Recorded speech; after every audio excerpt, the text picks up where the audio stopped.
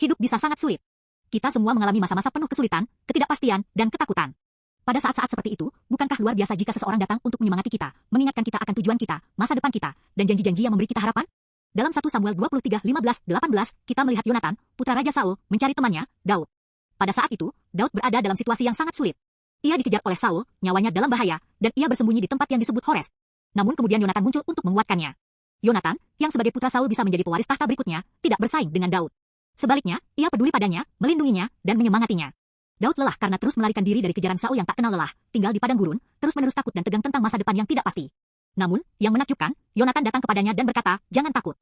Rencana Tuhan untuk menjadikanmu raja masa depan Israel pasti akan terwujud." Kata-kata Yonatan bukan sekadar tepukan di pundak, mereka mengingatkan Daud akan janji Tuhan, memberinya kepercayaan diri untuk tetap teguh di tengah semua tantangan. Yesus melakukan hal yang sama untuk orang-orang dalam situasi sulit. Ia menanamkan kata-kata iman di hati mereka, membantu mereka bangkit di atas pergumulan mereka. Ketika ia bertemu dengan orang sakit, yang tersesat, atau mereka yang hancur oleh rasa bersalah, Yesus tidak hanya menawarkan kenyamanan sederhana, ia meniupkan harapan ke dalam hidup mereka. Bahkan di kayu salib, di tengah penderitaannya sendiri, ia berpaling kepada pencuri di sampingnya dan berkata, "Hari ini kamu akan bersamaku di surga," menguatkan iman orang itu di saat-saat terakhirnya. Yesus tidak pernah mengabaikan penderitaan orang-orang. Sebaliknya, ia mengisi hati mereka dengan kehidupan dan iman. Dan hari ini, ia melakukan hal yang sama untuk kita. Setiap kali kita berjuang, kata-kata Yesus mengangkat kita, mengingatkan kita bahwa kita tidak sendirian, dan memberi kita kekuatan untuk terus maju. Seperti Yonatan menyemangati Daud, kita juga dipanggil untuk menyemangati orang lain.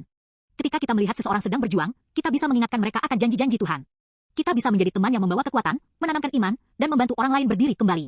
Jadi hari ini, jika kamu melihat seseorang yang merasa putus asa, kamu bisa berbagi harapan yang ditemukan dalam Yesus Kristus dan membantu mereka menemukan iman untuk mengatasi kesulitan mereka. Harapan saya adalah bahwa hari ini, melalui Yesus, kita tidak hanya menemukan kekuatan untuk diri kita sendiri, tetapi juga menjadi orang-orang yang, dengan sedikit kata penyemangat dan iman, mengubah ketakutan seseorang menjadi harapan dan kelemahan mereka menjadi kemenangan.